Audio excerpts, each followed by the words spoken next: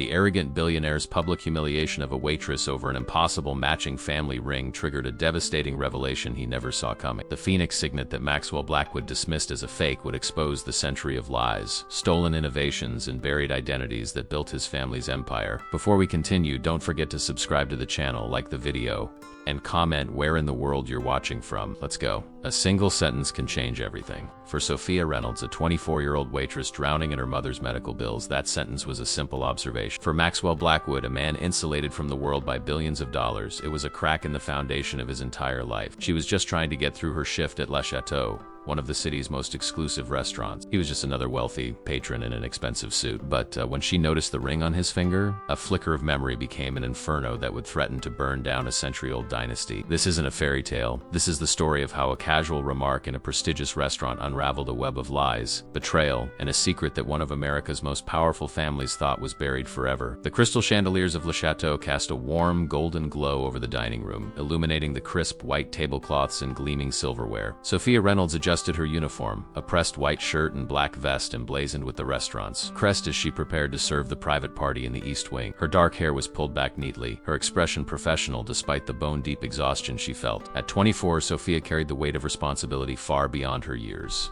Every tip, every extra shift was meticulously calculated toward the mountain of medical bills that kept her mother, Caroline, in treatment. The prestigious position at Le Chateau paid better than most service jobs, but it came with its own challenge, namely, the entitlement of the clientele who treated the staff as if they were invisible. Table 7 just seated, Marco the Materdi informed her. VIP Pierce Holdings executive dinner. The CEO himself is here, so tread carefully. Sophia nodded, her stomach tightened. Pierce Holdings was notorious among the staff: old money, immense power, and a reputation for impossible standards. She approached the table with practiced grace, shoulders back, chin slightly lowered in deference. "Good evening, gentlemen," she greeted, her voice calm and measured. "Welcome to Le Chateau. May I start you with something from the bar?" 6 pairs of eyes barely acknowledged her existence except one. Maxwell Blackwood, CEO of Pierce Holdings, regarded her with piercing blue eyes that seemed to dissect her in an instant. Unlike the others, whose disinterest was a product of privilege, his attention was sharp, calculating. "Scotch," she stated rather than requested. "Macallan 25, neat." Sophia nodded, taking the other orders efficiently. As she turned to leave, Maxwell spoke again, his tone dropping an octave. "Wait," he commanded, and the table fell silent. "You're new." It wasn't a question, but Sophia answered anyway. 6 months, sir." Something about his scrutiny made her uncomfortable. He was in his late 30s, with salt and pepper hair at his temples that only enhanced his authoritative presence. His suit, a deep charcoal gray, was clearly bespoke, fitting his athletic frame with precision. Everything about him exuded power and control. 6 months, he repeated,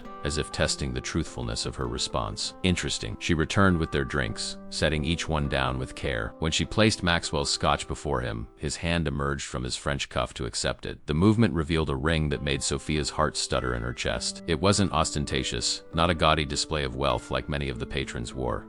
This was a signet ring of pale gold with an intricate design etched into its face, a phoenix with wings spread wide, a tiny sapphire glinting in its eye like a captured star. The band itself was unique, carved to look like intertwined feathers. The sight of it transported Sophia instantly to her mother's hospital room, to the small velvet box that contained an identical ring, Caroline's most cherished possession. The one thing she refused to sell, even when the medical bills became overwhelming. "It's a promise," her mother would whisper, her voice growing frailer with each passing day. "A promise that must be kept." Before she could stop herself, Sophia spoke, her voice barely above a whisper. "Sir, my mother has a ring exactly like yours." The table went silent. Maxwell Blackwood froze, his hand hovering above his drink. His gaze, previously dismissive, locked onto her with glacial intensity. "Excuse me," he asked, his voice dangerously soft. Sophia immediately regretted her words. She felt the stares of the other executives, the subtle shift in atmosphere. She had broken protocol, crossed an invisible line between server and patron, but the image of her mother clutching that identical ring was burned into her mind. "I apologize, sir," she said quickly. "It's just the ring on your hand. My mother has one that's identical. The phoenix, the sapphire eye, everything." A flicker of something unreadable crossed his face. Not surprise, not recognition, but something harder, darker. He slowly turned his hand over, examining the ring as if seeing it for the first time. "That's impossible," he stated. "It wasn't a guess.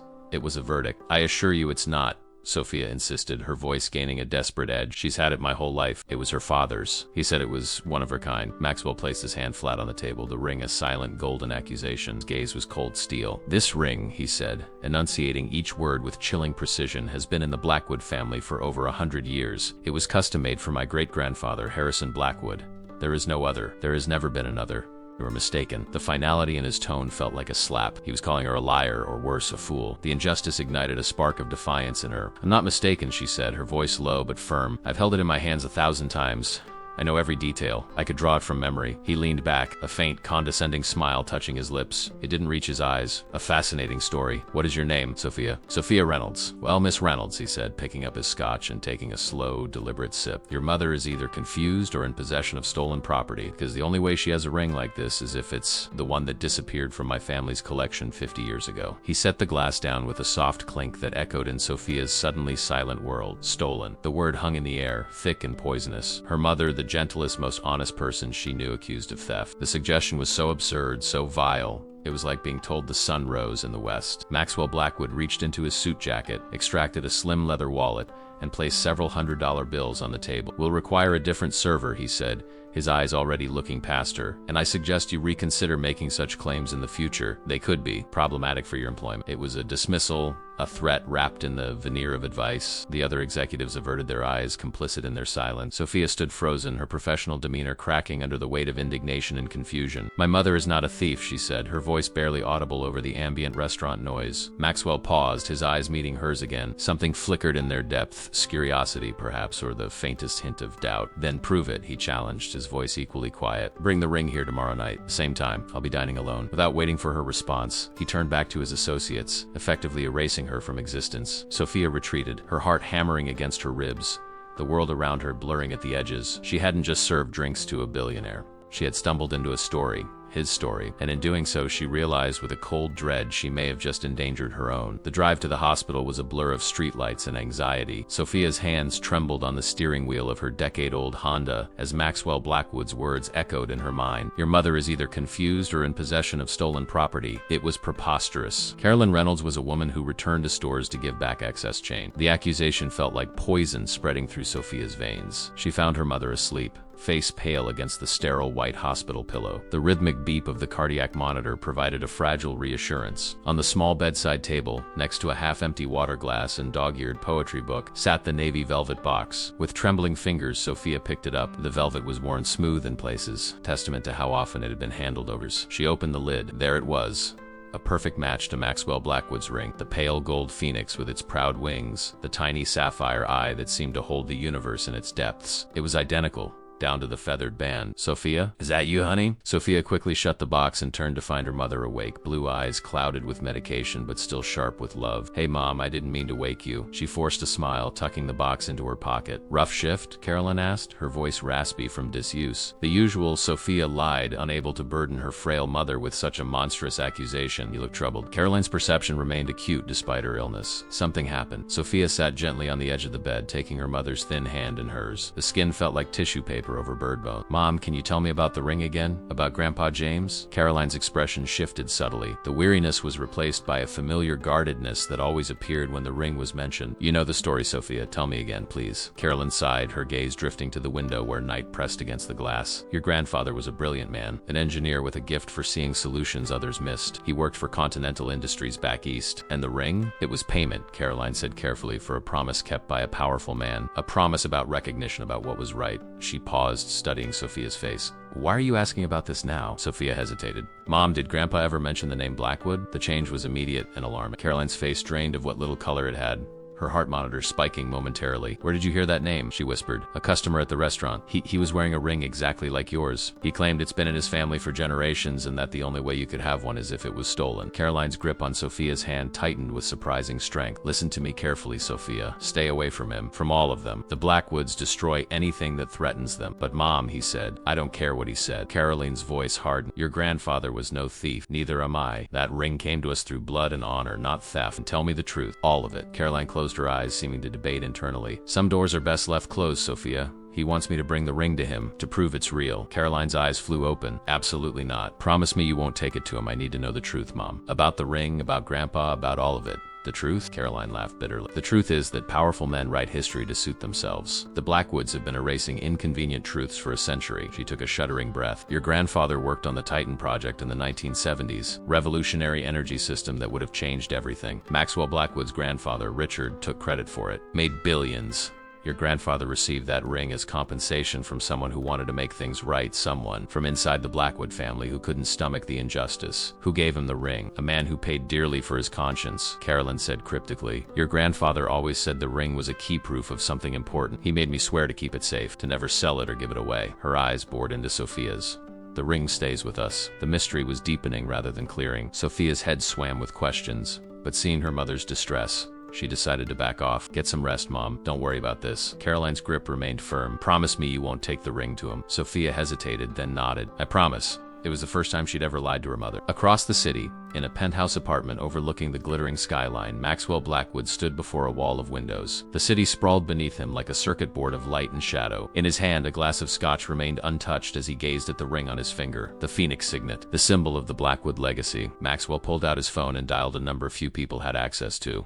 It's me, he said when the call connected. I need everything you can find on a woman named Caroline Reynolds, formerly Caroline Daniels. Her father was James Daniels, an engineer at Continental Industries in the 1970s, and her daughter, Sophia Reynolds, works at Le Chateau. He paused. It's about the second ring. The voice on the other end was immediately alert. You found it? Perhaps, Maxwell said cautiously. The daughter claims her mother has it, says it was given to her father. That's impossible. It was destroyed decades ago. Apparently not. I need to know everything: financial status, medical issues, personal connections, who they are, where they came from, everything. Consider it done. But Maxwell left. The second ring has resurfaced. Single quotes. I know. Maxwell cut in. The board can't find out. Not now. Not when the merger is so close. He ended the call and moved to his private study. From a concealed wall safe, he extracted a leather-bound volume, The Blackwood Family History, privately commissioned and meticulously curated. He turned to the section on family heirlooms. There on the yellowed page was a photograph of his ring, the phoenix signet, commissioned in 1922 by Heiress and Blackwood after the family's rise from the financial crisis of 1920, symbol of rebirth from the ashes of the family's resilience and power. But of the second ring, the twin to his own, there was no mention. That history had been carefully excised, existing only in stories told in hushed tones after too many brandies. Stories of Harrison's younger brother Edward, the idealistic one, the conscience of the family who had vanished from all official records. Maxwell's grandfather, Richard, had once mentioned the second ring, called it the price of peace, before refusing to speak of it again. And now a waitress claimed her mother had it. If true, it threatened everything. The Blackwood legacy was built on the careful control of its own narrative. The second ring was a loose thread that, if pulled, could unravel a century of calculated history. His phone buzzed with an incoming message. A preliminary report on the Reynolds women. Caroline Reynolds, 58, former librarian, stage 4 pancreatic cancer, prognosis, terminal, medical bills exceeding $300,000. No insurance, surviving on daughter's income and rapidly depleting savings. Sophia Reynolds, 24, no college degree, works 2 jobs, morning shifts at a cafe, evenings at Le Chateau. No criminal record, no substantial assets, currently behind on rent by 2 months. Attached was a hospital bill from the previous month, highlighted in red, $47,892.06. Overdue. Maxwell smiled faintly. Leverage. These women were drowning in debt, desperate. The mother was dying, the daughter floundering to stay afloat. He'd offered Sophia a challenge: bring the ring, knowing full well she would, not out of defiance but necessity. He didn't need to threaten or bribe. Economic reality would do that for him, but a nagging doubt remained. If the ring was real, and the waitress's shocked recognition suggested it was, then the carefully constructed Blackwood history contained a deliberate lie. And if one part was false, what else might be? His grandfather had built the company's fortune on the Titan project in the 1970s, the same project James Daniels had apparently worked on. Coincidence? Unlikely. Maxwell closed the family history book and returned it to the safe. Tomorrow night he would see the second ring, and with it, perhaps discover just how deep the family deception went. Meanwhile, Sophia lay awake in her small apartment, the velvet box open on her nightstand. The ring caught the dim streetlight filtering through her blinds, the tiny sapphire gleaming like a watchful eye. Her mother's warning echoed in her mind: the Blackwoods destroy anything that threatens them. Yet Maxwell's challenge pulled at her with irresistible force. She picked up the ring, feeling its weight, not just of gold, but of secrets spanning generations. Tomorrow night, she would face Maxwell Blackwood again, not as a waitress, but as the bearer of a truth his family had tried to bury. The ring was more than jewelry. It was proof of something. Her grandfather had called it a key, but a key to what? And was she prepared for what opening that door might unleash? Morning light streamed through the blinds of Sophia's apartment as she prepared for her cafe shift. She moved mechanically, her mind still circling the same questions that had kept her awake most of the night. The ring sat in its velvet box on her dresser, a silent presence that seemed to grow heavier with each passing hour. Her phone chimed with a text from Marco at Le Chateau. Blackwood called, confirmed his reservation for tonight, asked specifically if you'd be working. What did you do? Sophia's stomach clenched. She hadn't told Marco about about the confrontation or about her mother's ring. She texted back a non-committal response and slipped her phone into her pocket. She had made her decision sometime during the sleepless night. She would bring the ring, face Maxwell Blackwood, and demand answers. If her grandfather had been wronged, if her family had been carrying this burden for decades, she needed to know. The mounting medical bills left her little choice anyway. Her shift at the cafe dragged endlessly, each minute stretching as her thoughts raced ahead to the evening's confrontation. By the time she arrived at La Chateau, her determination had crystallized into something hard and bright. Sophia. Marco caught her arm as she entered through the staff door. What's going on with Blackwood? He specifically requested you for his table tonight. After yesterday, I thought, it's complicated, she said, adjusting her uniform. But I can handle it. Marco studied her face. People aren't like us, Sophia. They play by different rules. Whatever this is, be careful. She nodded, grateful for his concern, but unable to explain the tangled history she herself was just beginning to unravel. Maxwell Blackwood arrived precisely at 8, dressed impeccably in a tailored navy suit that accentuated his commanding presence. The restaurant's staff parted before him like water around a stone as he was led to a private booth in the corner, a spot that offered both discretion and a view of the entire restaurant. Sophia approached with practiced composure, though the small velvet box in her pocket felt as if it weighed 100 pounds. Murrah, Blackwood, she greeted him, her voice steadier than she expected. Would you like to start with a drink? His piercing blue eyes assessed her, searching for any sign of weakness. Scotch. Same as yesterday. He gestured to the seat across from him. Join me. Single quotes, it wasn't a request. Sophia glanced around nervously. I'm working, sir. I've already spoken with your manager. You're assigned exclusively to my table tonight. Sit. She slid reluctantly into the booth, acutely aware of the power imbalance. Maxwell Blackwood owned the air he breathed while she struggled to make rent. Do you have it? He asked without preamble. Sophia reached into her pocket and withdrew the navy velvet box, placing it on the table between them. She didn't open it. Before I show you, I want answers, she said, surprising herself with her boldness. My mother said this ring came to my grandfather honorably as compensation for work your family stole from it. Maxwell's expression didn't change, but something flickered in his eyes, a momentary uncertainty quickly masked. Your mother is misinformed, he said smoothly. The Titan project was conceptualized, developed, and patented solely by Richard Blackwood in 1974. If your grandfather worked at Continental, he may have had peripheral involvement, but the intellectual property was clearly established. Then why was he paid off? And why with this?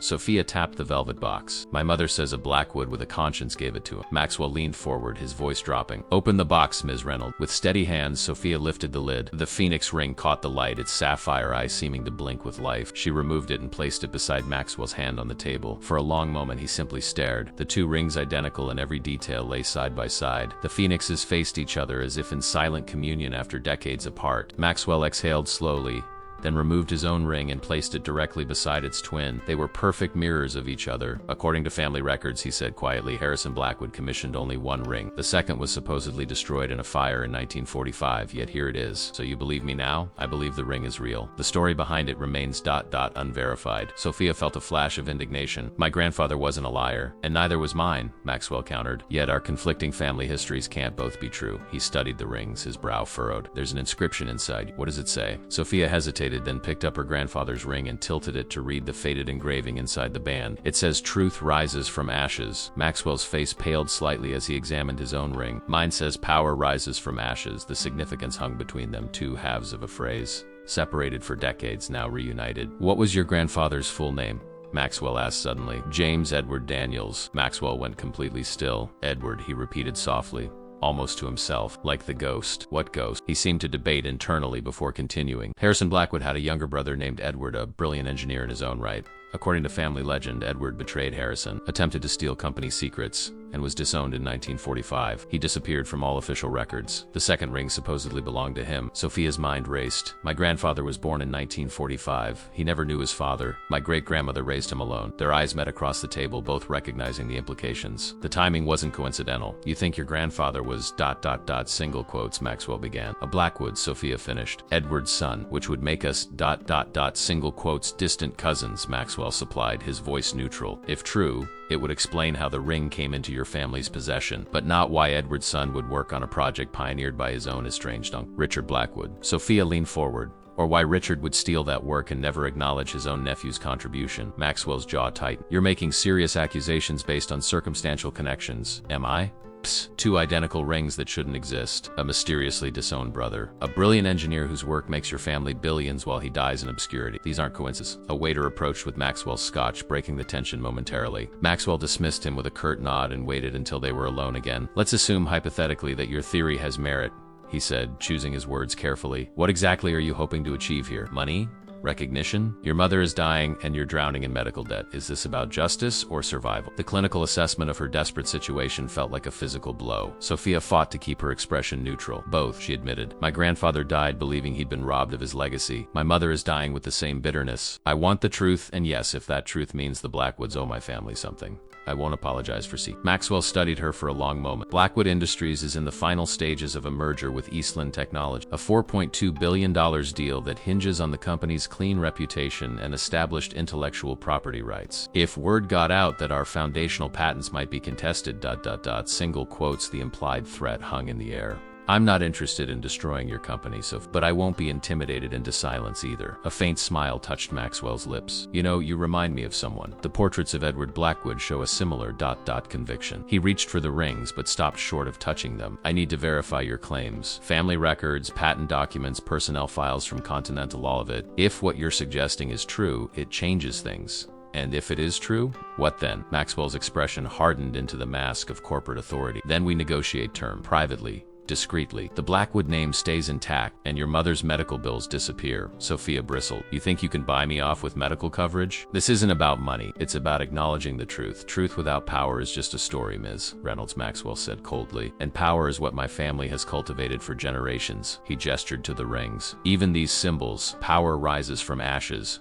Truth rises from ashes, suggest our family understood the difference. Some chose power. Others, perhaps unwisely, chose truth. He reached into his jacket and extracted a business card, sliding it across the table. My private number. Meet me at Blackwood Tower tomorrow, 2 p.m. Bring the ring. Sophia hesitated. And my mother? She explicitly told me not to bring the ring to you, because she knows what happened to those who challenged the Blackwood name before. Maxwell said matter-of-factly. But times change. I'm not my grandfather. Sophia wasn't convinced. How do I know I can trust you? Maxwell's smile was cold. You don't. But consider the alternative. You walk away now, return to serving overpriced meals to people like me, watching your mother deteriorate while the bills mount. Or you take a chance on finding the truth and perhaps securing her future in the process. He stood, dropping several $100 bills on the table. Your choice, Ms. Reynolds. Tomorrow, 2 p.m. He extended his hand for his ring. Sophia returned it, careful not to let their fingers touch. As he slipped it back onto his fingers, she felt a strange sense of the rings being separated once more, like breaking a circuit that had briefly hummed with completion. One last question, she said as he turned to leave. Why did you ask for me specifically tonight? You could have had my mother's ring confiscated, claimed it as stolen property. Why the private meeting?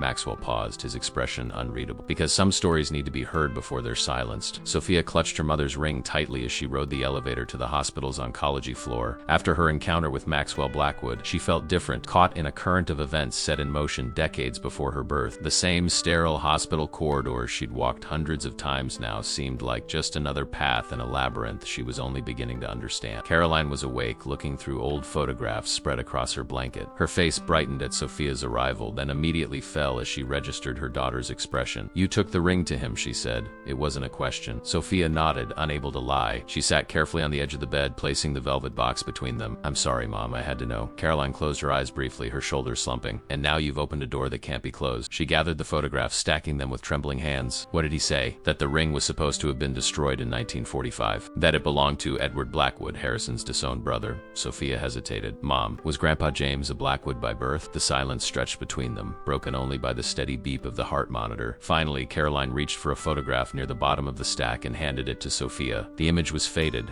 its edges worn soft with handling. A young man in a work shirt stood beside a car from the early 1940s. His face was partially shadowed by a cap, but his stance, confident, one hand casually in his pocket, seemed oddly familiar. That's Edward Black, Caroline said quietly. My mother kept this photograph hidden her entire life. She only showed it to me when she was dying. Sophia stared at the image, seeing shadows of her own features in the man's jawline, the set of his shoulders. Grandma Evelyn told me that Edward came to work at the factory where she was a secretary. He used a different name by then. They fell in love, married quickly. When she became pregnant, he finally told her who he really was and why he'd been forced to disappear. What happened? Sophia whispered. The official story was that Edward tried to steal company secrets, betrayed his brother. The truth was that Edward discovered Harrison had been systematically stealing and, patenting the innovations of Continental's engineers, claiming them as his own. Edward threatened to expose him. Caroline's voice hardened. Harrison's response was to frame Edward for corporate espionage. The only reason Edward wasn't arrested was because he had something Harrison wanted, the second Phoenix ring, a symbol of equal inheritance. He exchanged his silence and disappearance for his freedom. And the ring? Sophia asked. How did Grandpa James end up with it? Edward kept it hidden for years. When your grandfather followed in his footsteps, becoming an engineer,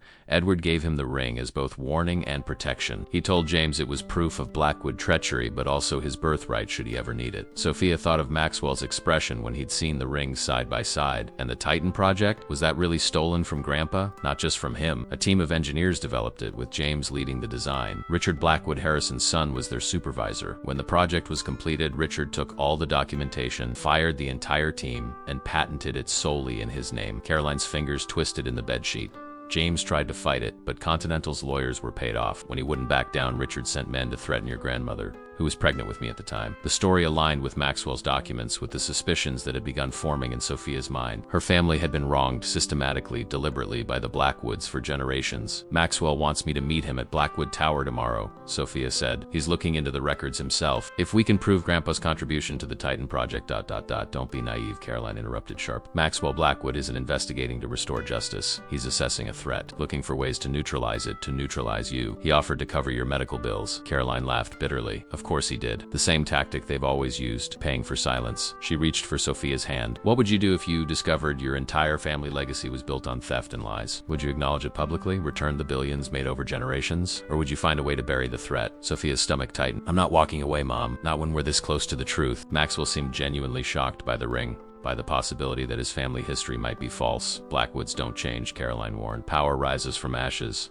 That's their creed. They'll burn anything that stands in their way, then rebuild atop the ruins. Truth rises from ashes, Sophia countered. That's our side of the legacy. I'm not going there unprotected. She hesitated. Mom, I need to borrow your old journalism friend's camera, the one with the hidden microphone. Caroline studied her daughter's face for a long moment, then nodded slowly. In my storage closet, blue bin. But Sophia, be careful. The Blackwoods have destroyed everyone who's challenged them. I can't lose you too. You won't, Sophia promised, embracing her mother gently. I'll be careful, but I'm going to finish what Grandpa James started, what Edward Blackwood couldn't. The next morning dawned, gray and drizzling, the sky hanging low over the city as Sophia prepared for her meeting at Blackwood Tower. She dressed carefully in her most professional outfit, a simple black dress and blazer, bought secondhand but still elegant. The vintage recorder camera was discreetly pinned to her lapel, disguised as a decorative brooch. The ring sat heavily in her pocket as she rode the subway downtown, surrounded by people with no idea of the history being unearthed, the generations of lies being challenged by the small gold object she carried. Blackwood Tower rose 80 stories above the financial district, a spire of gleaming glass and steel that pierced the cloud cover. The lobby was a cathedral to corporate power, soaring seal, marble floors, and at its center a massive sculpture of a phoenix in flight, wings spread wide, cast in bronze and gold. Sophia approached the security desk, suddenly conscious of her secondhand clothes, her worn shoes. Sophia Reynolds to see Maxwell Blackwood. The security guard checked his computer and nodded. Blackwood's executive assistant will escort you. He gestured toward a striking woman in a tailored suit who was already walking toward. Ms. Reynolds, the woman greeted her. I'm Victoria Adler, Mr. Blackwood's chief of special projects. Please follow me. They bypassed the public elevators for a private one requiring keycard access. As they ascended rapidly toward the penthouse floor, Victoria studied Sophia with clinical detachment. Mr. Blackwood has been researching your claims extensively, she said, her voice neutral. I should warn you that if you're planning any kind of leverage attempt, the company is well prepared to defend itself. I'm just seeking the truth, Sophia replied calmly. Victoria's expression remained impassive. Truth is subjective. Documentation is absolute. Keep that in mind during your meeting. The elevator opened directly into a vast office suite with panoramic views of the rain-shrouded city. Maxwell Blackwood stood before a wall of glass, his back to the door, the perfect picture of a man surveying his domain. Thank you, Victoria, he said without turning. That will be all. Victoria nodded to Sophia and disappeared back into the elevator. Impressive view, Sophia remarked, approaching slowly. Maxwell turned, his expression unreadable. Today he wore a charcoal suit that seemed to absorb the gray light, making him appear more shadow than substance. One of the privileges of position, he replied, though I imagine Edward Blackwood would have found it obscene, all this display. He gestured to a seating area where several folders were arranged on a glass table. Please, sit. I've been doing some digging into our family histories. Sophia took a seat, acutely aware of the recorder at her lapel. And did you find anything to corroborate my accusations? Maxwell sat opposite her, opening the top folder. I found Edward Blackwood's original employment file from Continental Industries. His personnel photograph is a match to the man your mother identified as her grandfather. He slid a document across the table. I also found this, a birth certificate for James Edward, born to Evelyn Thomas and Edward Martin. Martin was the alias Edward used after his departure from the family. Sophia examined the certificate, her hands trembling slightly. So it's true. My grandfather was a Blackwood by blood. Yes, Maxwell acknowledged, which makes your mother a Blackwood descendant and you as well. And the Titan project? Did you find evidence of my grandfather's work? Maxwell's expression tightened. The official records show Richard Blackwood as the sole patent holder. However, single quotes, he hesitated, then opened another folder. I found these in a sealed archive only board members can access. The documents inside were engineering schematics, each bearing both the Continental Industries logo and a small notation in the corner, JED, her grandfather's initials. These are the original Titan project designs, Maxwell explained. Before Richard's name replaced your grandfather's, they were kept as insurance in case questions ever arose. Sophia stared at the evidence of her family's stolen legacy. So you admit it? Your family stole my grandfather's work, built your fortune on his genius. Maxwell leaned forward, his voice dropping. What I admit, Ms. Reynolds, is that business practices in the 1970s were ruthless. Richard Blackwood saw an opportunity and took it. Legal niceties aside. You mean he committed fraud, threatened my family, and stole billions in potential patents, Sophia countered, anger rising. And you're sitting here justifying it as business practices? I'm not justifying anything, Maxwell said sharply. I'm acknowledging reality. Yes, Richard Blackwood, my grandfather, stole your grandfather's work. Yes, the Blackwood fortune was substantially built on innovations that rightfully belonged to others. And yes, your family has a legitimate grievance against mine. His blunt admission took Sophia by surprise. She had expected denials, legal threats, perhaps an attempt to buy her silence, not this frank acknowledgement of historical wrongdoing. So what happens now, she asked cautiously. Maxwell steepled his fingers, studying her. That depends entirely on what you want, Ms. Reynolds. Justice? Compensation? Or something more? Sophia held Maxwell's gaze, acutely aware of the power differential between them despite the shocking revelations. He sat comfortably in his custom suit, surrounded by the empire built on her family's stolen legacy, while she wore her best secondhand clothes and worried about next month's rent. I want recognition, she said finally. Public acknowledgement that James Daniels was the primary architect of the Titan project. I want my mother's medical bills covered, past, present, and future, and a trust established for ongoing research into pancreatic cancer treatment. And I want the truth about Edward Blackwood restored to your family records. Maxwell's expression remained neutral, but something in his eyes shifted, perhaps surprise at the modesty of her demands. No lawsuit, he asked? No demand for billions in back royalties? Your grandfather's innovation has generated approximately $27 billion in revenue over the decades. Sophia's heart stuttered at the figure, but she shook her head. I'm not interested in destroying Blackwood Industries or becoming obscenely wealthy through litigation. I'm interested in the truth and in my mother's comfort for whatever time she has left. Maxwell leaned back, studying her with renewed interest. The board would gladly pay 10 times what you're asking to keep this quiet. Then you misunderstand what I'm asking for, Sophia replied. The acknowledgement must be public. My grandfather deserves that much. Maxwell stood abruptly and walked back to the wall of windows, hands clasped behind his back. Rain streaked the glass, distorting the city beyond into a watercolor of grays and muted lights. The merger with Eastland Technologies closes next week, he said, more to the window than to her. Public acknowledgement of intellectual property theft even from 50 years ago would trigger automatic contract provisions allowing Eastland to withdraw or demand renegotiation. Billions in shareholder value would evaporate overnight. Thousands of jobs would be at risk. He turned back to face her. I can offer full medical coverage for your mother. The best specialists, experimental treatments, home care, anything she needs. I can establish the research trust in James Daniels. I can even restore Edward Blackwood to the family history. But public acknowledgement of the Titan project theft would have to wait until after the merger is complete. Sophia felt a flicker of disappointment. And how do I know you'll follow through after the merger? That this isn't just another Blackwood delay tactic? You don't, Maxwell admitted. But I'm prepared to put $5 million in escrow as a good faith deposit. If the public acknowledgement isn't made within 90 days of the merger completion, the funds transfer automatically to you along with a complete set of the original Titan project documentation.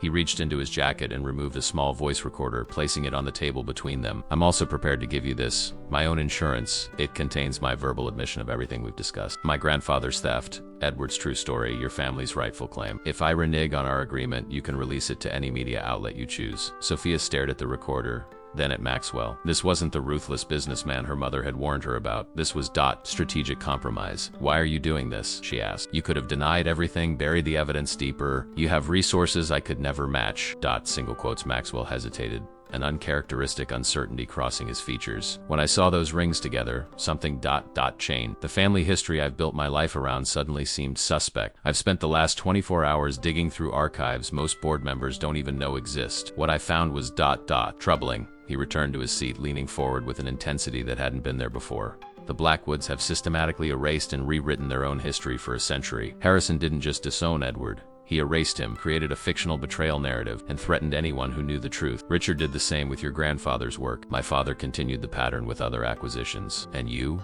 Sophia asked quietly. Have you continued the family tradition? Maxwell's jaw tightened. I've played by the rules established before my time. I've been selective about which parts of history receive emphasis. Until now, I never questioned the foundation. He tapped the folder containing the Titan project schematics. But seeing your grandfather's initials deliberately obscured by my grandfather's ego, it raises questions about what else has been erased. What other innovations, what other lives have been absorbed into the Blackwood legacy without attribution? Sophia felt a strange sense of pity for him. Maxwell Blackwood had built his identity on a carefully curated family narrative, only to discover it was largely fiction. Your ring, she said. Power rises from ashes. Is that how you've lived? Believing power justifies any means. Maxwell unconsciously touched the Phoenix signet. The Blackwood ethos has always been unapologetically Darwinian. Survival, expansion, dominance. It's effective in the corporate world. While my family followed truth rises from ashes and ended up with nothing but medical debt and bitter memories, Sophia observed without self-pity. Nothing, Maxwell corrected her. Integrity.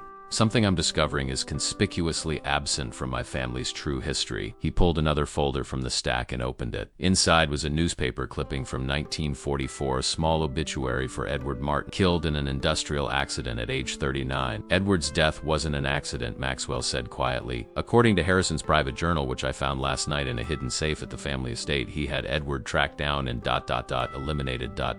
When he learned Edward had a son who might someday challenge the Blackwood succession, Sophia felt the blood drain from her face. He had his own brother murdered? Maxwell nodded grimly. Harrison Blackwood considered power a zero-sum game. Any potential threat had to be neutralized. Edward's existence, and especially the existence of a son with Blackwood blood, represented an unacceptable liability. And my grandfather, the threats against him, and my grandmother? Standard Blackwood practice, apparently. Richard's files contain similar interventions against at least a dozen engineers and inventors throughout the 60s and 70s. The Titan project was just the most lucrative acquisition. Sophia felt sick. The scale of the corruption, the casual cruelty, extended beyond mere corporate theft into something far darker. Does the board know any of this? Maxwell's laugh was bitter. The current board includes Richard's former enforcer, a respectable octogenarian philanthropist who hands out scholarships to engineering students. The irony would be amusing if it weren't so perverse. He closed the folder, his expression hardening into resolve. I'm prepared to offer you a third option, beyond public acknowledgement or private settlement. What kind of option? Partnership, Maxwell said simply. Your grandfather's innovation didn't end with the Titan project. According to personnel records, he filed 17 additional patents after leaving Continental patents that were systematically acquired and buried by Richard Blackwood. He slid another folder across the table. Inside were technical schematics for energy systems decades ahead of their time, all bearing James Daniels's distinctive initials. Many of these designs were considered unfeasible with the technology available in the 1970s, but with current materials science ... single quotes, Maxwell's eyes gleamed with genuine excitement. Your grandfather was a visionary, Miss Reynolds, and his vision didn't die with him. What exactly are you proposing? A new division of Blackwood Industries? Daniels Energy Systems? Operating with full autonomy under the Blackwood umbrella? Developing your grandfather's suppressed innovations with modern technology? With you as the public face and a controlling stakeholder? Sophia laughed incredulously. Me? I'm a waitress, Mr. Blackwood. I don't have an engineering degree or corporate experience. Neither did your grandfather when he designed systems that have powered half the world for 50 years, Maxwell countered. You have his blood. And more importantly, you have the perspective the Blackwood legacy has lacked, an ethical compass. His offer was so unexpected, so far beyond what she'd imagined possible, that Sophia found herself speechless. Why would you share power like this? Finally asked. It goes against everything your family has stood for. Maxwell removed his phoenix ring, rolling it between his fingers thoughtfully. Perhaps it's time for a different interpretation of the phoenix symbolism. Not power rising from ashes, or even truth rising from ashes. Maybe what should rise is ... reconciliation. He set the ring on the table.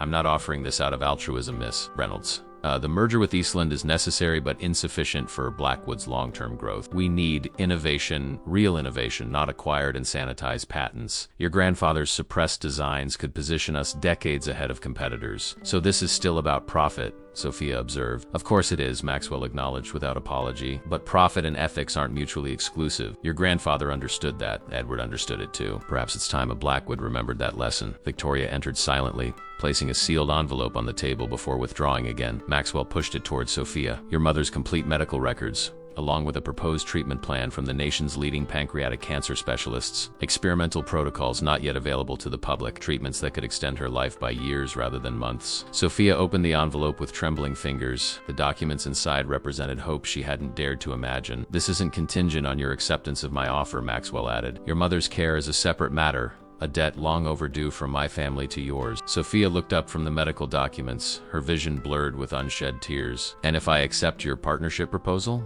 Then we begin writing a new chapter of the Blackwood Daniels legacy. Together, Sophia left Blackwood Tower in a daze, Maxwell's proposal echoing in her mind. She had gone there expecting a confrontation, perhaps a settlement offer, but not this, not a partnership that could transform her life and resurrect her grandfather's buried legacy. The rain had intensified, soaking through her thin blazer as she walked, barely noticing the discomfort. She had asked for time to consider the offer. Maxwell had agreed, but his parting words lingered. The merger vote is in 5 days. I'll need your answer before then. The hospital corridors felt especially sterile after the opulence of Blackwood Tower. Sophia found her mother sleeping peacefully, an oncology textbook open on her lap. Even fighting cancer, Caroline never stopped researching, never stopped seeking understanding. Sophia gently removed the book and sat beside the bed, studying her mother's face. The resemblance to the photograph of Edward Blackwood was subtle but unmistakable in the shape of her brow, the determined set of her jaw even in sleep. We should have told you sooner, Caroline said suddenly, her eyes still closed. About Edward, about your true heritage. You're awake, Sophia said, startled. Caroline opened her eyes, a faint smile touching her lip. Hard to sleep knowing my daughter is confronting the most powerful family in the city. She studied Sophia's expression. What happened? Sophia recounted the meeting in detail. Maxwell's admissions, the discovered documents, the proposal for Daniel's energy system, and the advanced treatment option. As she spoke, Caroline's expression shifted from skepticism to guarded hope. It sounds too good to be true, Caroline said when Sophia finished. Blackwoods don't share power. It's not in their DNA. Maxwell seems different, Sophia ventured. When he saw the evidence of what his family had done, he seemed genuinely disturbed, like he's questioning everything he thought he knew, or he's an exceptional actor, Caroline cautioned. What does your instinct tell you? Sophia considered the question carefully. That he's sincere about wanting to correct past wrongs, about developing Grandpa's suppressed technologies, but also that he's a businessman to his core. This partnership benefits him as much as it does us, and that's what makes it believable. Caroline nodded slowly. Blackwoods act out of self-interest. If Maxwell sees profit and legacy enhancement in partnering with you, he might actually follow through. She reached for Sophia's hand. But never forget, you are negotiating from a position of strength, not supplication. You have leverage most people never get against families like the Blackwoods. The recording, Sophia touched the brooch at her lapel. And the original ring, Caroline added. Symbols matter to dynasties like theirs. So you think I should accept? Caroline's gaze drifted to the window. Your grandfather dreamed of seeing his innovations change the world, not for fame or fortune, but because he truly believed they could improve lives. She turned back to Sophia. If Maxwell Blackwood is offering a legitimate path to fulfill that dream, while acknowledging the truth of our family's place in their history, James would want you to accept. Sophia squeezed her mother's hand. Even if it means working with a Blackwood? Especially then, Caroline said with unexpected conviction. The feud between our families has cost us too much already. Maybe it's time for healing rather than vengeance. She smiled wryly. Besides, you're half Blackwood yourself. Perhaps it's time to claim that part of your heritage too. I need to research Grandpa's patents, Sophia said, her mind already racing ahead. Understand what I'd be advocating for. There's a storage unit, Caroline said, under James's name. I've kept it all these years, paid the fees even when we could barely afford it. The key is in my jewelry box at home. Everything your grandfather couldn't bear to destroy is there. His notebooks, prototypes, personal effects, things too precious to keep at home where the Blackwoods might find them. Sophia stared at her mother in disbelief. All this time? Why didn't you tell me? Because knowledge is dangerous, Sophia. As long as you knew nothing, you were safe from them. Caroline's expression softened. But now that the door's open, you need all the weapons we have. The storage facility was in an industrial area on the city outskirts, a nondescript building with rows of identical metal doors. Unit 1517 was at the end of a dimly lit corridor. The key turned with surprising ease in the lock. The space beyond was small but meticulously organized. Metal shelves lined the walls, holding carefully labeled boxes. In the center stood a workbench with various mechanical components preserved under dust covers. Sophia moved through the space reverently, touching her grandfather's possessions. In one box labeled correspondence, she found letters between James and Edward Blackwood, written in the years before Edward's death, discussing innovations and expressing mutual concern about Harrison's increasingly unethical business practices. Another box contained detailed journals documenting James's work on the Titan project, along with personal reflections on the theft and its aftermath. The pain and betrayal were palpable in his handwriting, which grew increasingly agitated as he described Richard Blackwood's treachery. But it was a box marked Phoenix Rising that captured Sophia's complete attention. Inside were detailed schematics for an energy system unlike anything she'd seen in Maxwell's files. More advanced, more ambitious. A letter was paper-clipped to the top sheet, asterisk to whoever finds these designs. Perhaps my daughter Caroline, perhaps a grandchild yet unborn. These are my life's true work. The Titan project was significant, yes, but these designs represent what could be possible if profit weren't the sole motivating factor in innovation. I call it the Phoenix system, a complete reconceptualization of how we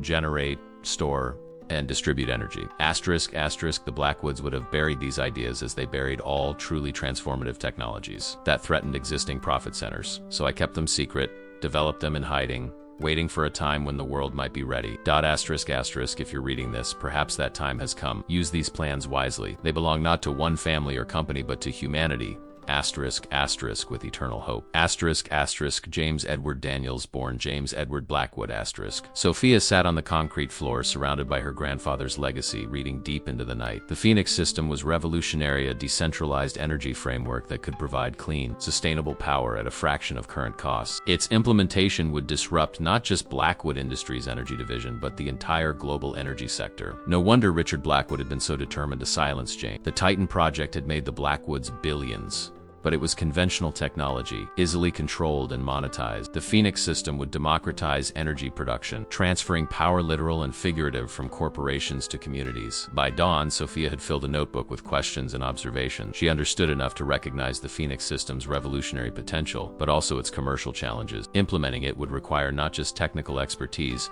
but political will and corporate courage. She returned to her apartment, showered, and changed into fresh clothes. The decision she faced was monumental, not just for herself or her mother, but potentially for energy access globally. Maxwell answered her call on the first ring. Ms. Reynolds, his tone was carefully neutral. Have you reached a decision? Not exactly, Sophia replied, but I've found something you need to see. Something that changes everything. 30 minutes later, they sat together in a private conference room at Blackwood Tower. The Phoenix system plans spread across the table. Maxwell studied them with growing astonishment. This is ... single quotes, he trailed off, shaking his head. Revolutionary, Sophia finished for him, and potentially devastating to conventional energy companies, including Blackwood's current division. The board would never approve development, Maxwell said, still scanning the schematics. The disruption to existing revenue streams would be too severe. Exactly why my grandfather kept it hidden, Sophia noted. He knew what happened to innovations that threatened the status quo. Maxwell finally looked up, his expression conflicted. Do you understand what you've brought me? This isn't just another technology to commercialize. Implementing this would fundamentally restructure the global energy economy. I know, Sophia said simply. That's why I brought it to you. Why not take it to competitors? Or directly to the public? Because you offered partnership. Because you've acknowledged the truth about our shared history. She leaned forward. And because implementing the Phoenix system would require resources that only a company like Blackwood possesses, but also a willingness to cannibalize existing profit centers for long-term transformation. Maxwell stood and paced the length of the conference room, his mind visibly working through implications. The merger with Eastland is a short-term strategic move. This ... single quotes, he gestured to the plans. This is generational change. He turned back to Sophia, his expression resolute. I want to revise our agreement. Not Daniels Energy Systems as a division of Blackwood Industries, but a complete corporate restructuring. Blackwood Daniels Technologies as the parent company, with the Phoenix system as our central development initiative. Sophia stared at him, stunned by the scale of what he was proposing. The board would fight you every step of the way. Let them, Maxwell said with unexpected intensity. I control 37% of voting shares personally. With a compelling enough vision, I can secure enough additional votes, and the merger with Eastland would proceed, but with a modified framework that positions them as a strategic partner in Phoenix implementation rather than a conventional merger target. He resumed pacing. Their manufacturing capabilities combined with your grandfather's designs and Blackwood's capital resources... He shook his head in wonder. It's perfect alignment. The next 3 days passed in a whirlwind of activity. Sophia gave notice at both her jobs, moved her mother to a private suite at Blackwood Medical Center, and immersed herself in preparing for the board presentation. Maxwell had arranged for a corporate apartment near the tower for her temporary use, a gesture that left Sophia both grateful and unsettled by its casual extravagance. The refrigerator was fully stocked, the closet contained new clothes in her size, and a company credit card sat on the kitchen counter with a note for necessity, M.B. She used it only once to buy business attire suitable for meeting the Blackwood Industries board of directors. The saleswoman's expression shifted visibly when the black card was processed, from polite condescension toward a clearly inexperienced shopper to fawning deference. The transformation was both enlightening and disturbing, a glimpse into the world Maxwell inhabited daily. At Blackwood Medical Center, Caroline was responding remarkably well to the experimental treatment protocol. Color had returned to her cheeks and her appetite had improved. The lead oncologist spoke cautiously of encouraging signs rather than miracles, but the hope in his voice was unmistakable. The nurse tells me you've moved into Blackwood Tower territory, Caroline remarked during Sophia's evening visit. Sleeping with the enemy? Just practical logistics, Sophia replied, arranging flowers by her mother's bedside. We're finalizing the presentation for tomorrow's board meeting. And the partnership? You've decided to accept? Sophia nodded. Maxwell's been surprisingly transparent. He's shown me everything: corporate financials, patent histories, board members' voting patterns, even gave me access to legal counsel independent of Blackwood's firm to review the partnership. Sounds like he's trying very hard to earn your trust, Caroline observed. Or covering all bases to ensure I can't claim deception later, Sophia countered, though without real suspicion. The Phoenix system is too valuable for game. Maxwell himself? Caroline asked carefully. How do you find working with him? Sophia considered the question. Over the past days, she'd seen a different side of Maxwell Blackwood. The arrogant businessman remained, certainly commanding, strategic, accustomed to obedience, but she'd also glimpsed unexpected dimensions: his genuine excitement when discussing technical innovation, his surprising willingness to question his family's methods, his dry humor during late-night strategy sessions. He's not what I expected, she admitted. Complicated. Caroline studied her daughter's face. Be careful, Sophia. Not just of business deception, but of emotional entanglement. The line between strategic alliance and personal connection can blur easily. It's strictly professional, Sophia assured her, feeling a flush rise to her cheeks. Of course it is, Caroline replied with knowing skepticism. Just remember, you're a Daniels first, even with Blackwood blood in your veins. The morning of the board meeting dawned clear and bright. Sophia stood before the mirror in her corporate apartment, barely recognizing herself in the tailored navy suit and subtle makeup. Her transformation from waitress to potential corporate partner felt surreal, a change as drastic as Cinderella's, but achieved through bloodlines and innovation rather than fairy godmother. Victoria Adler arrived precisely at 7 to escort her to the pre-meeting breakfast. The executive assistant's demeanor had shifted subtly from suspicion to cautious respect over the past days. The mood is tense, Victoria informed her as they rode the elevator. Several board members are uneasy about your sudden involvement. Maxwell has kept details of the Phoenix system strictly confidential, which has fueled speculation. Will they oppose the partnership? Sophia asked. Most follow Maxwell's lead on strategic initiatives, Victoria replied diplomatically. But Robert Blackwood, Maxwell's cousin and head of current energy operations, has been aggressively lobbying against any restructuring. Robert Blackwood, Sophia repeated, recalling the name from her research. Richard's nephew, and the most likely challenger to Maxwell's leadership, Victoria added. He stands to lose significant influence if conventional energy divisions are deprioritized. The executive dining room was a study in understated, luxury gleaming mahogany, floor-to-ceiling windows, and discreet staff who seemed to anticipate needs before they arose. 8 men and 2 women in expensive suits clustered in small conversational groups, their animated discussions falling silent as Sophia entered. Maxwell approached immediately, immaculate in a charcoal suit that highlighted the silver at his temples. Ms. Reynolds, he greeted her formally, though his eyes communicated familiarity. Welcome to Blackwood Industries. He guided her through introductions, names, and titles. Sophia had memorized from her preparation materials, and the board members were politely curious, their questions carefully probing without revealing their positions on the pending proposal. Only one made no effort to mask his hostility. Robert Blackwood was younger than Maxwell by perhaps 5 years, with the same patrician features but none of the gravitas. Where Maxwell projected earned authority, Robert exuded entitled arrogance. So you're our waitress turned energy expert, he remarked when they were introduced, his smile never reaching his eyes. Quite a meteoric rise. One might wonder what ... special qualities ... prompted such an unusual career change. The insinuation hung in the air, deliberate and crude. Several board members shifted uncomfortably. Before Sophia could respond, Maxwell intervened. Mrs. Reynolds brings unique insights into proprietary technology that could transform our industry position. Her qualifications will become clear during the presentation. The breakfast proceeded with strained cordiality. Sophia felt Robert's calculating gaze on her throughout, assessing her for weaknesses, for leverage points. She maintained her composure, engaging confidently on industry topics she'd studied intensively over the past days. At 9 o'clock sharp, they moved to the boardroom, a vast space dominated by a gleaming table of polished walnut. Displays were embedded in its surface at each seat, with larger screens adorning the walls. The Blackwood Phoenix emblem was everywhere, watching with sapphire eyes. Maxwell took position at the head of the table, with Sophia at his right. Ladies and gentlemen, he began without preamble, I brought you here today to propose the most significant restructuring in Blackwood Industries history. Over the next 30 minutes, he outlined the proposal with precision. A new parent company, Blackwood Daniels Technologies, focused on developing and implementing the Phoenix system. The existing Blackwood divisions would continue under the new umbrella, but with strategic realignment towards supporting the revolutionary energy framework. Robert's expression darkened with each slide. When Maxwell concluded the overview and prepared to introduce Sophia to present the technical aspects, Robert interrupted. This is absurd, he stated flatly. Restructuring a multi-billion-dollar corporation based on untested technology brought to us by a glance dismissively at Sophia, a waitress with no technical credentials, and diluting the Blackwood name in the process? I cannot be the only one who sees the madness in this. The technology is not untested, Maxwell responded evenly. The underlying principles have been validated by our own R&D department over the past 48 hours. As for M's Reynolds' credentials, single quotes. He nodded to Sophia. Perhaps it's time to address the elephant in the room. Sophia rose, acutely conscious of 11 pairs of eyes fixed on her. The past days of preparation steadied her. This was her moment to reclaim her family's legacy. My full name, she began, is Sophia Reynolds Daniels. My grandfather was James Edward Daniels, born James Edward Blackwood, son of Edward Blackwood, the brother of Harrison Black. A murmur ran through the room. Several board members exchanged startled glances. For those unfamiliar with the complete Blackwood history,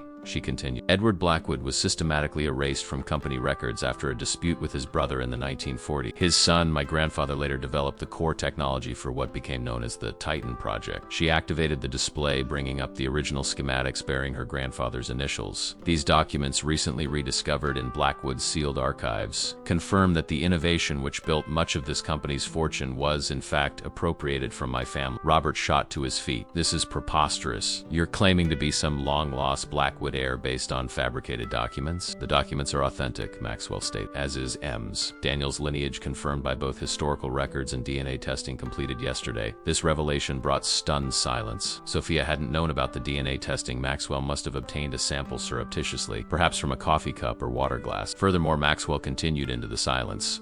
The Phoenix system, Ms. Daniels has brought us, represents the culmination of James Daniels' work technology deliberately suppressed by previous Blackwood leadership because it threatened conventional profit centers. He activated another display showing projected revenue models for Phoenix implementation. However, what threatened profit 50 years ago now represents our greatest opportunity for market dominance. So this is all about money, one of the female board members observed, packaged as some sort of historical redemption. It's about both, Sophia responded, finding her voice again.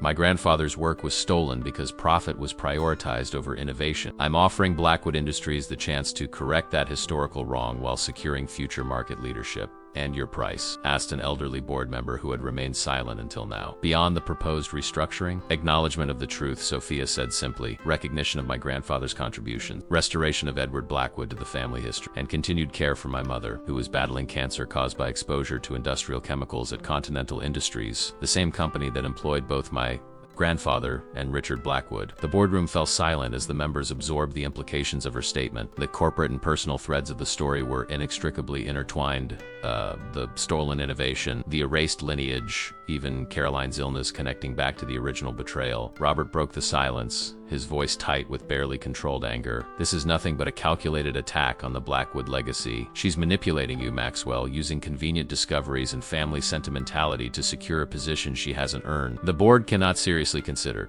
The board, Maxwell interrupted, will vote on this proposal as scheduled. The facts have been presented, the opportunity outlined. Each of you must decide whether Blackwood Industries will acknowledge its true history and embrace its future, or cling to convenient fictions and conventional thinking. His gaze swept the room, commanding and resolute. Make no mistake, this vote isn't just about corporate restructuring, it's about who we are and what we stand for. It's about whether the phoenix truly rises from ashes or merely pretends to while burying the truth beneath them. The boardroom erupted into heated debate after Maxwell's declaration. Arguments about legacy, innovation, market strategy, and moral obligation flew across the polished walnut table. Sophia remained composed under the scrutiny, answering technical questions about the Phoenix system with clarity and conviction she hadn't known she possessed until these past days. Only Robert maintained unrelenting opposition. This restructuring would cripple divisions that had been profitable for decades, he insisted, his voice rising, all for unproven technology and misplaced sentimentality about ancient history. Ancient history that was deliberately buried, Maxwell countered, and divisions that will become obsolete if we don't lead this transition ourselves. The elderly board member who had spoken earlier, Harold Winters, a contemporary of Richard Blackwood, cleared his throat. The room fell silent immediately. I've sat on this board for 47 years, he said, his voice weathered but firm. I knew Richard Blackwood. I was there during the Titan Project acquisition. He looked directly at Sophia. What M's? Daniel's claims about her grandfather's innovation is true. I saw the original schematics before Richard's name replaced James Daniels on the patents. Robert paled visibly. Harold, you can't possibly... I kept silent then, Harold continued, ignoring the interruption. We all did.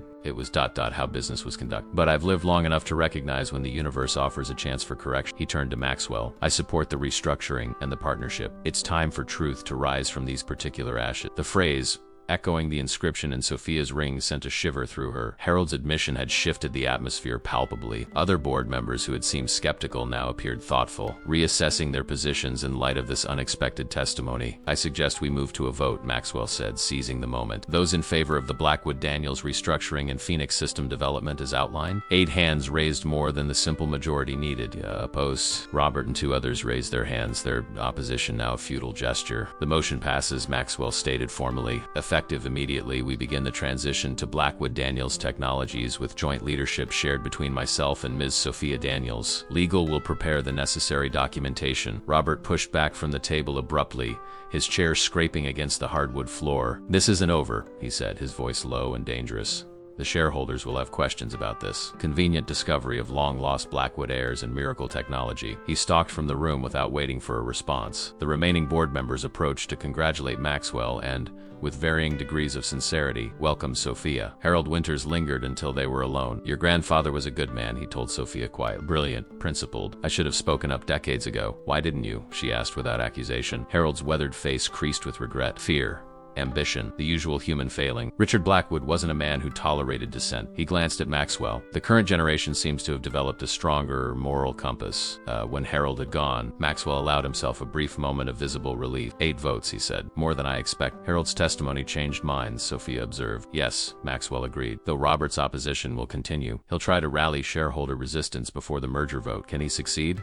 Potentially. Family blocks control significant shares. If he convinces enough of them that this restructuring threatens their dividends. Maxwell shrugged. "We'll need to be prepared." The next 48 hours passed in a whirlwind of legal meetings, press release drafting, and strategic planning. Sophia moved between the corporate apartment, her mother's hospital room, and Blackwood Tower like a person caught between worlds, which she reflected was precisely what she was. Caroline watched these developments with cautious optimism. "Harold Winters," she mused when Sophia recounted the board vote. "I remember your grandfather mentioning him, said he was the only one at Continental with a conscience, though not enough of one to matter. He found it eventually," Sophia said. "Better late than never, I suppose." Caroline studied her daughter carefully. "And Maxwell? How's he handling the transition?" "Surprisingly well," Sophia admitted. "He seems genuinely committed to implementing the Phoenix system. Hasn't wavered once, even with Robert actively undermining him. And personally? How is he with you when others aren't watching?" Sophia hesitated. The question touched on something she'd been avoiding examining too closely. During the intense days of preparation, a subtle shift had occurred in her dynamic with Maxwell. The initial antagonism had evolved into professional respect, then a tentative alliance, and now something more complex, a connection forged through shared purpose and recognition of their intertwined histories. "He's ... respectful," she said finally. "Collaborative. Sometimes I forget he's the same person who humiliated me at Le Chateau." "People contain multitudes," Caroline observed, "even Blackwood's." Late that evening, Sophia was reviewing technical specifications in the corporate apartment when a knock came at the door. She opened it to find Maxwell, his tie loosened, looking uncharacteristically weary. "May I come in?" he asked. She stepped aside, acutely aware of the intimacy of the moment, the first time they'd met outside the professional confines of Blackwood Tower. "Robert's been busy," Maxwell said without preamble, handing her a tablet. "This will run in tomorrow's financial press." The screen displayed a draft article headline, "Blackwood heir apparent manipulated by Waitress claiming Blackwood lineage." The piece was filled with insinuations about Sophia's sudden appearance, questioning her credentials, her relationship with Maxwell, and the legitimacy of her claims to Blackwood heritage. "He's trying to make it personal," Maxwell explained, "to undermine your credibility and imply I'm not acting in the company's best interest." "It's a classic character assassination," Sophia noted, scanning the article with surprising detachment. After all she'd discovered about her family's history, this tabloid gossip seemed almost trivial. "Does it concern you?" "Not for the reasons Robert intends," Maxwell said. "I'm accustomed to media scrutiny, but you're being dragged into the public eye because of our partnership, and that feels ... unacceptable." His concern touched her unexpectedly. "I knew what I was signing up for," she assured him. "The Phoenix system is worth it." Maxwell studied her face. "You've changed since our first meeting. Having your identity completely reconfigured will do that," she replied with a faint smile. 2 weeks ago I was a waitress struggling to pay my mother's medical bill. Now I'm co-heading a technology conglomerate and reclaiming my Blackwood heritage. It's been ... an adjustment." "You've handled it with remarkable grace," Maxwell said sincerely. "Many would have been overwhelmed or corrupted by sudden power," Sophia added. "That's what Robert's counting on, isn't it? That I'll reveal myself as an opportunist or a fraud?" Maxwell nodded. "He doesn't understand what truly motivates you. And you do?" she challenged gently. He considered the question seriously. "I believe so. It's not wealth or status. You've had multiple opportunities to leverage your grandfather's ring in history for simple financial gain. It's not revenge. You've shown no interest in destroying Blackwood Industries despite ample justification." He paused. "It's truth, recognition, setting the record straight." Not just for your family, but for history itself. His insight startled her. You say that as if it's unusual. In my world it is, Maxwell admitted. Most people I deal with are motivated by profit, power, or prestige. Truth for its own sake is ... rare. A comfortable silence settled between them, the apartment's soft lighting casting gentle shadows. Sophia realized they had moved beyond their original roles, the arrogant billionaire and the defiant waitress, into something more nuanced, more human. The merger vote is tomorrow, Maxwell said finally. After the financial press runs Robert's hit piece, we should prepare a response, demonstrate a united front. What did you have in mind? A joint interview? The true story of the Blackwood Daniels legacy, presented on our terms rather than Robert's. Sophia considered the suggestion. It would mean going public with everything: Edward's erasure from history, Richard's theft of the Titan project, my grandfather's suppressed innovations, and my family's systematic burial of inconvenient truths, Maxwell added. Yes. Are you prepared for what that might cost you personally? With your family? Maxwell's expression hardened slightly. The Blackwood legacy is built on innovation and resilience, not lies and suppression. It's time we remembered that. As he spoke, his hand unconsciously touched the phoenix ring on his finger, the gesture so familiar to Sophia from her grandfather and mother. The parallel struck her forcefully, a physical manifestation of their shared heritage. Truth rises from ashes, she murmured. Alongside power, hopefully, Maxwell added with unexpected humor. I'd prefer not to lose everything while correcting historical wrongs. His dry wit surprised a laugh from her. A Blackwood to the core, after all. As are you, he reminded her, his expression growing serious again. Whatever happens tomorrow, Sophia, remember that. You've always been a Blackwood, whether you knew it or not. The use of her first name, a departure from the formal Ms. Reynolds or Ms. Daniels he'd maintained until now, felt significant. A boundary crossed, an acknowledgement of their personal connection beyond business partnership. Tomorrow then, she said, extending her hand formally, deliberately bridging the worlds they each represented. United front. Maxwell took her hand, his grip firm but not dominating. United front, he, against whatever Robert throws at us. Neither of them knew just how literal that promise would become. Dawn broke over the city with ominous gray clouds gathering on the horizon. Sophia checked her phone to find Robert's hit piece already circulating widely across financial news sites and social media. The article was even more vicious than the draft, filled with thinly veiled allegations about her suspicious appearance in Maxwell's life and questionable claims to Blackwood heritage. Most painful were the candid photos taken during her shifts at La Chateau and the cafe, Sophia carrying trays, taking orders, exhausted at the end of long shifts. The images were presented as evidence of her unsuitability for corporate leadership, captioned with sneering commentary about from serving coffee to serving on the board. Maxwell called as she was getting dressed for their scheduled interview. Have you seen it? Yes, she replied, keeping her voice steady. It's exactly what we expected. The personal attacks cross a line, Maxwell said, his tone hardened with anger. I've instructed legal to pursue defamation charges. Save your energy, Sophia advised. We have more important battles today. The merger vote has been postponed, Maxwell cut in. Robert convinced enough shareholders to demand a special review of the restructuring proposal. They've delayed the vote by 24 hours to assess the impact on shareholder value. Can he block it? Potentially. He's rallying the family blocks, appealing to their fear of diluting the Blackwood name and control. There was a brief pause. The interview is more critical than ever now. We need to get ahead of his narrative. I'll be ready, Sophia promised. The corporate communications team had arranged for them to speak with Catherine Chun, a respected financial journalist known for her thoughtful analysis rather than sensationalism.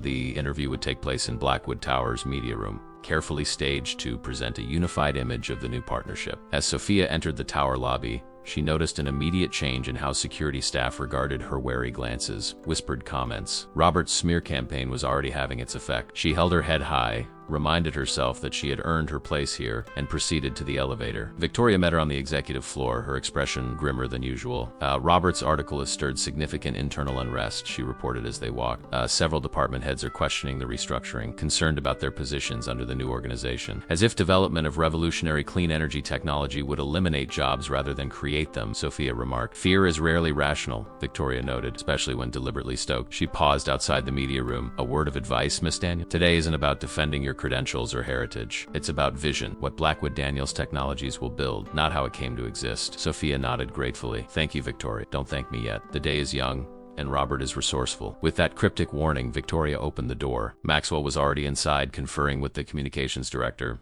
He looked up as Sophia entered, relief evident in his expression. Ready? He asked, coming to her side. As I'll ever be, she replied. Catherine Chun arrived precisely on time, a slender woman with keen eyes that seemed to miss nothing. After brief introductions and setup, the cameras began rolling. Mr. Blackwood, Ms. Daniels, Catherine began. Your proposed restructuring of Blackwood Industries into Blackwood Daniels Technologies represents one of the most significant corporate transformations in recent memory. What prompted this dramatic change in direction? Maxwell gestured to Sophia, ceding the first response to her. A small gesture, but significant in establishing their equal partnership. Innovation demands evolution, Sophia began, the words flowing more naturally than she'd expected. The Phoenix system represents a paradigm shift in energy production and distribution that will require new organizational structures to implement effectively. And what exactly is this Phoenix system? Details have been surprisingly scarce. Sophia explained the core technology in accessible terms, a decentralized energy frame that would dramatically reduce production costs while improving sustainability. She outlined the potential global impact without revealing proprietary details that might compromise patents still pending. Impressive, Catherine acknowledged,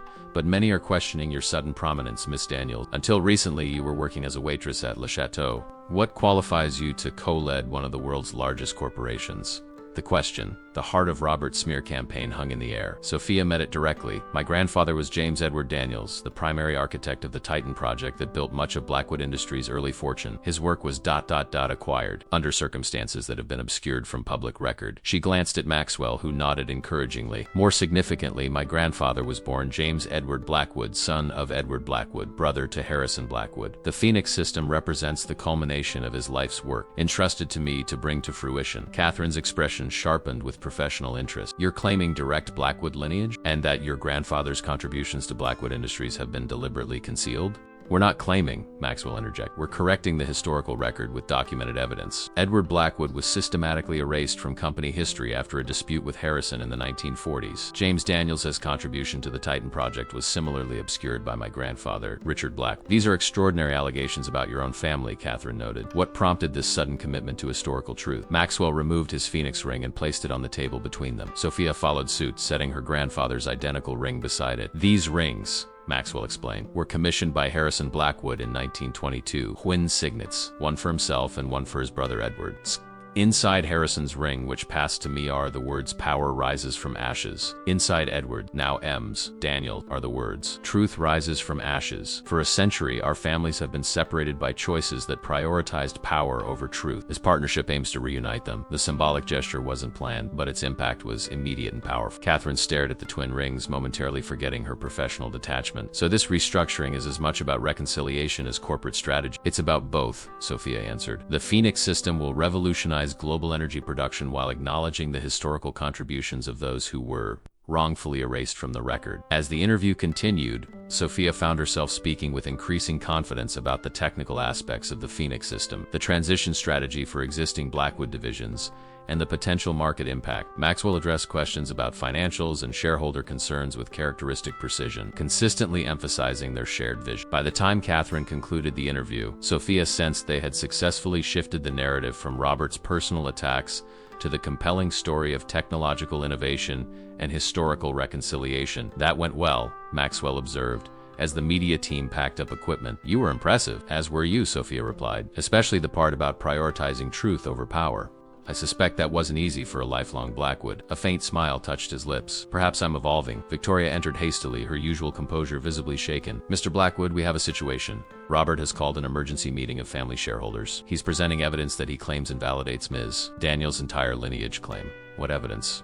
Sophia asked, alarm rising. He didn't specify, but he seems extremely confident. The meeting begins in 30 minutes in the Heritage. Maxwell's expression darkened. We need to be there. Victoria, have legal prepare for potential injunctions against any binding votes. This is clearly an attempt to circumvent the board's decision. The Heritage Room was Black Tower's most historically significant space, a wood-paneled chamber where family portraits lined the walls and significant corporate milestones were commemorated in glass cases. It was, Sophia thought as they entered, the perfect setting for a battle over legacy. Approximately 20 people were already seated, the various Blackwood cousins, aunts and uncles who held significant share blocks but played no direct role in operations. Robert stood at the front, looking triumphant as Maxwell and Sophia entered. How convenient that our wayward CEO joins us, Robert announced, his voice dripping with sarcasm. And his protege. This meeting has no official standing, Maxwell stated flatly. The board has already approved the restructuring. The board can be overridden by a supermajority of family shareholders on matters of succession and naming rights, Robert countered. As you well know.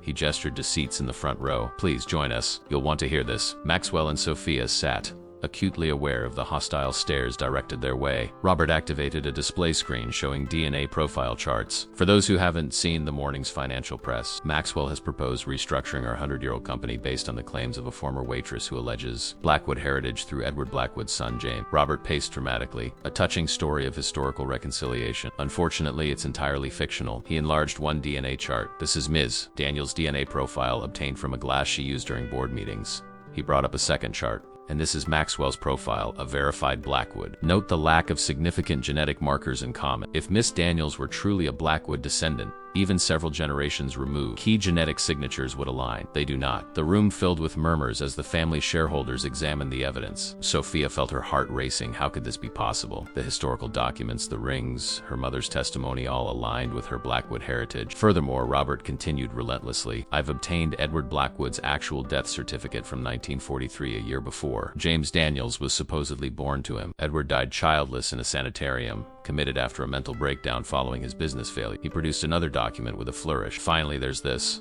A letter from Harrison Blackwood to his wife, mentioning that he had commissioned a replacement Phoenix ring after Edward's death, which was later stolen during a break-in at the family estate in 1944. The very ring Ms. Daniels now claims is her grandfather's birthright. The evidence seemed devastating, systematic, comprehensive.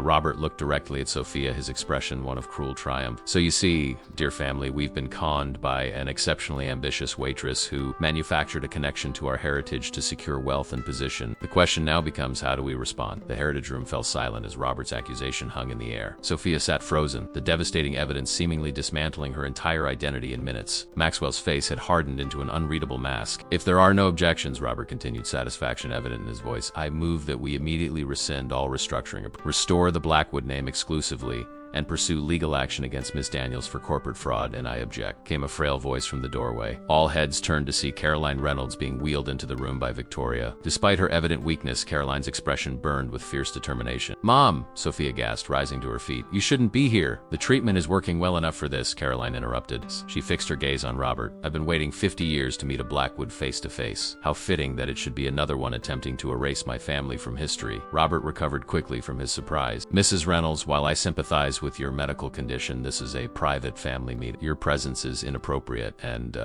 my presence is essential, Caroline countered, since you're presenting fraudulent evidence about my father. Victoria wheeled her to the front of the room. Maxwell stood immediately to offer his seat, which Caroline accepted with a nod of thanks. The DNA evidence is quite clear, Robert insisted, gesturing to the display. No Blackwood markers are present in your daughter's profile. Of course not, Caroline agreed, surprising everyone, because you've deliberately misidentified the markers. The Blackwood genetic line doesn't flow through my father to me and then to Sophia. She reached into a folder on her lap and removed a document, handing it to Victoria, who displayed it on the screen. It was a hospital record from 1945. My father, James, wasn't Edward Blackwood's biological son. He was his adopted son, Caroline. My grandmother, Evelyn, was already pregnant when she met Edward in 1944. A war widow whose first husband had died in Europe. Edward married her knowing the child wasn't his biologically, but choosing to raise James as his own. Murmurs spread through the room as this revelation sank in. Robert laughed dismissively. How convenient. A completely unprovable adoption story to explain away the DNA evidence.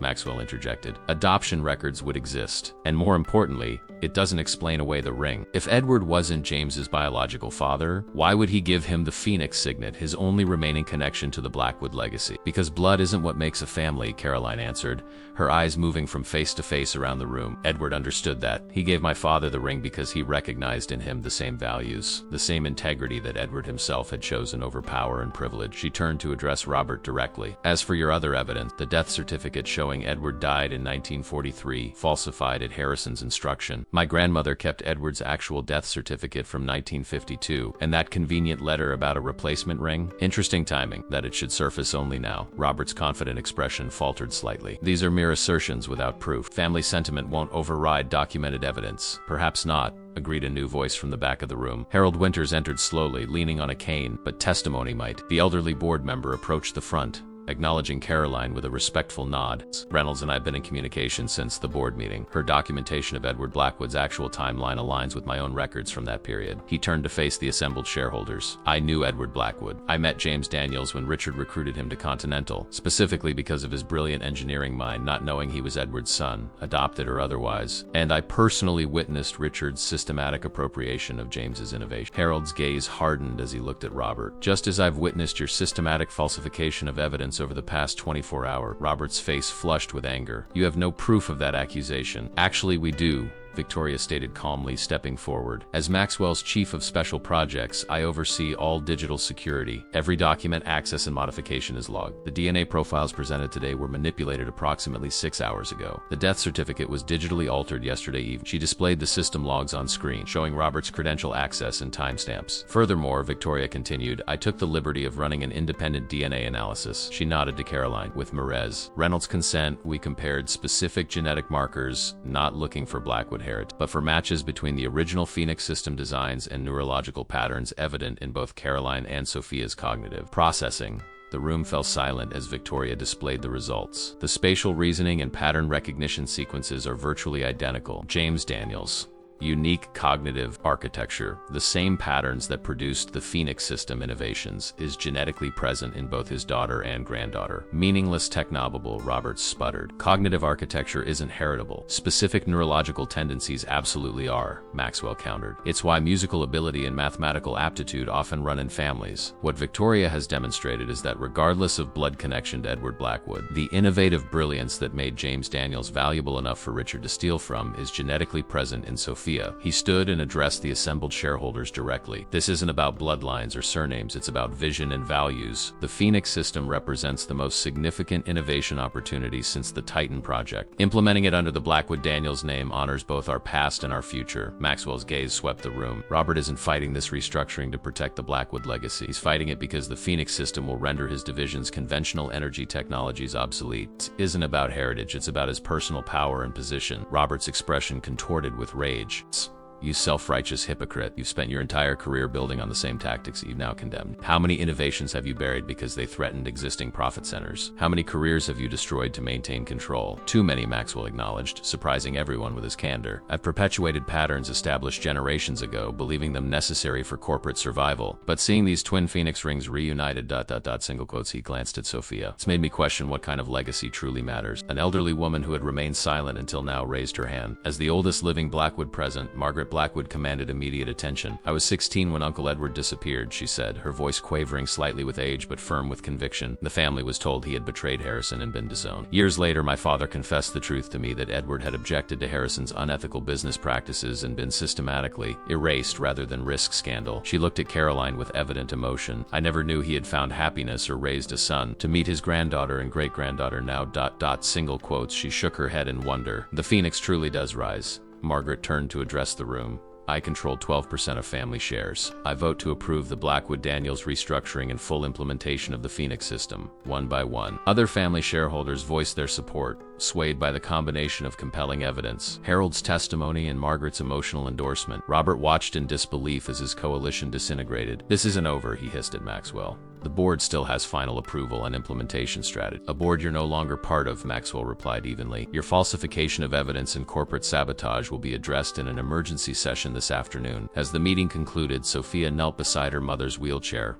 Shouldn't have left the hospital. How did you even know about this? Victoria kept me informed, Caroline explained with a small smile. Some battles you need to fight yourself, but others, single quotes. She glanced toward Maxwell, who was speaking with Margaret across the room. Sometimes allies appear in unexpected places. I still don't understand, Sophia admitted. If I don't have Blackwood blood, why does any of this matter to them? Why accept me? Because Edward Blackwood understood something the rest of his family forgot, Caroline said, taking her daughter's hand. Legacy isn't about blood or names. It's about values transmitted across generations. Edward chose my father. My father chose to preserve Edward's truth rather than pursue wealth. I chose to keep that flame alive. Her eyes glistened. And now you've brought that truth back to where it belongs, not as an outsider claiming rights, but as the embodiment of values the Blackwoods themselves had forgotten. Maxwell approached, his expression somber yet somehow lighter than Sophia had ever seen it. Mrs. Reynolds, he said formally, thank you for your intervention. The company owes you a debt that can never be fully repaid. Start by bringing my father's innovations to life, Caroline replied simply. That's the only repayment that matters. Maxwell nodded, then turned to Sophia. The merger vote will proceed tomorrow as scheduled. With Eastland's manufacturing capabilities and the Phoenix Systems technology, we can begin implementation within 6 months. And the name change? Even without actual Blackwood blood. Power rises from ash. Truth rises from ashes, Maxwell quoted, looking at their matching rings. Edward understood something profound when he had those words inscribed, that together, Truth and power and balance, they create something greater than either alone. He extended his hand to her, not as the arrogant billionaire who had once humiliated a waitress, but as a partner who recognized her equal value. Blackwood Daniels Technologies it is. Sophia took his hand, feeling the weight of generations in that simple gesture. From confrontation at Le Chateau to corporate revolution in less than 2 weeks, she mused. The universe works in strange ways. Not strange, Caroline corrected softly. Just patient. Truth always finds its moment to rise. Outside the windows of the Heritage Room, the storm clouds that had gathered that morning began to break, allowing shafts of golden sunlight to illuminate the phoenix emblem etched into the glass. Its wings spread wide, rising from flames toward the clearing sky.